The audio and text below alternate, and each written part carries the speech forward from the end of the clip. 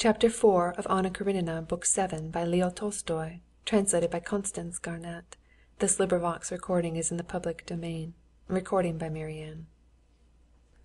Lvov, the husband of Natalia, Kitty's sister, had spent all his life in foreign capitals, where he had been educated, and had been in the diplomatic service.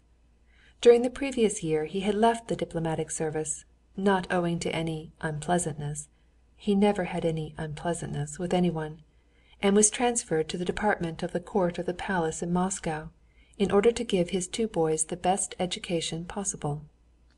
In spite of the striking contrast in their habits and views, and the fact that Lvov was older than Levin, they had seen a great deal of one another that winter, and had taken a great liking to each other. Lvov was at home, and Levin went into him unannounced. Lvov, in a housecoat with a belt, and in chemise leather shoes, was sitting in an armchair, and with a pince-nez with blue glasses he was reading a book that stood on a reading desk, while in his beautiful hand he held a half-burned cigarette daintily away from him. His handsome, delicate, and still youthful-looking face, to which his curly, glistening, silvery hair gave a still more aristocratic air, lighted up with a smile when he saw Levin. "Capital! I was meaning to send to you. How's Kitty? Sit here, it's more comfortable." He got up and pushed up a rocking-chair. "Have you read the latest circular in the Journal de St. Petersburg? I think it's excellent," he said, with a slight French accent. Levin told him what he had heard from Katavasov was being said in Petersburg, and after talking a little about politics, he told him of his interview with Metrov, and the learned society's meeting. To Lvov it was very interesting. "That's what I envy you, that you are able to mix in these interesting scientific circles," he said, and as he talked he passed as usual into French, which was easier to him. "It's true I haven't had the time for it. My official work and the children leave me no time, and then I'm not ashamed to own that my education has been too defective." "That I don't believe," said Levin with a smile, feeling, as he always did, touched at Lvov's low opinion of himself, which was not in the least put on from a desire to seem or to be modest, but was absolutely sincere. "Oh, yes, indeed. I feel now how badly educated I am. To educate my children I positively have to look up a great deal, and in fact simply to study myself. For it's not enough to have teachers, there must be someone to look after them, just as on your land you want laborers and an overseer. See what I'm reading." He pointed to Borisov's Grammar on the desk. "It's expected of Misha, and it's so difficult. Come, explain to me. Here it says...." Levin tried to explain to him that it couldn't be understood, but that it had to be taught, but Lvov would not agree with him.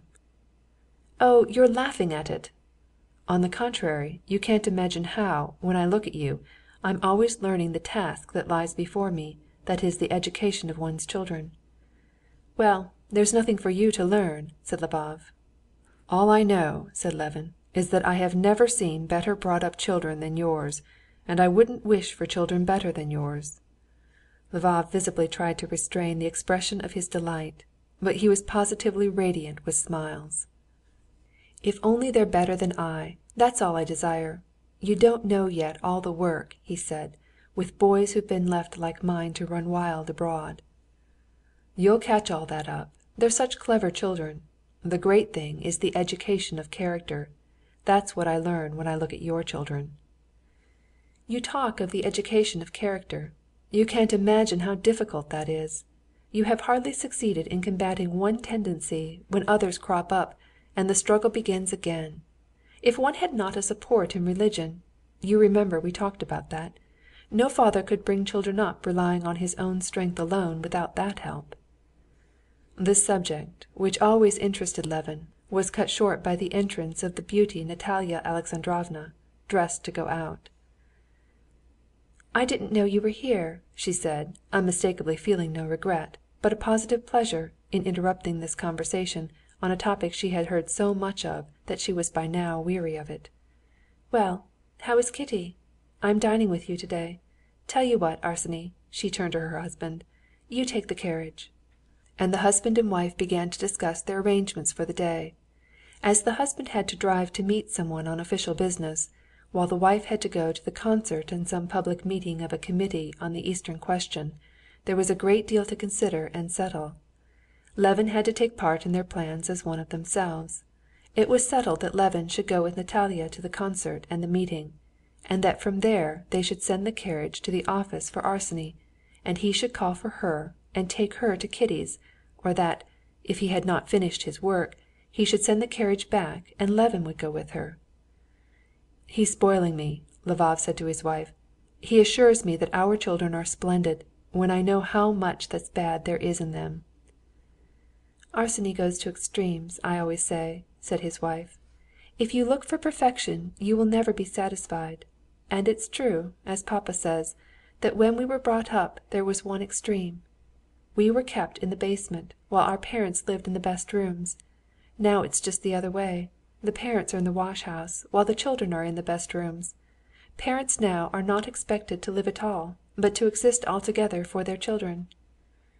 "Well, and what if they like it better?" Lvov said, with his beautiful smile, touching her hand. "Anyone who didn't know you would think you were a stepmother, not a true mother." "No, extremes are not good in anything," Natalia said serenely, putting his paper knife straight in its proper place on the table. "Well, come here, you perfect children," Lvov said to the two handsome boys who came in, and after bowing to Levin, went up to their father, obviously wishing to ask him about something.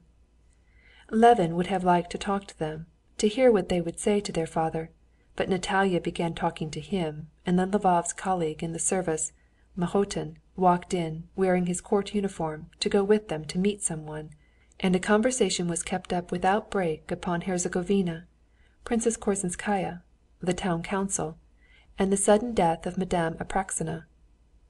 Levin even forgot the commission entrusted to him. He recollected it as he was going into the hall. "Oh, Kitty told me to talk to you about Oblonsky," he said, as Lvov was standing on the stairs, seeing his wife and Levin off. "Yes, yes. Mamma wants us, les beaux-frères, to attack him," he said, blushing. "But why should I?" "Well, then, I will attack him," said Madame Lvova, with a smile, standing in her white sheepskin cape, waiting till they had finished speaking. "Come, let us go." Chapter 5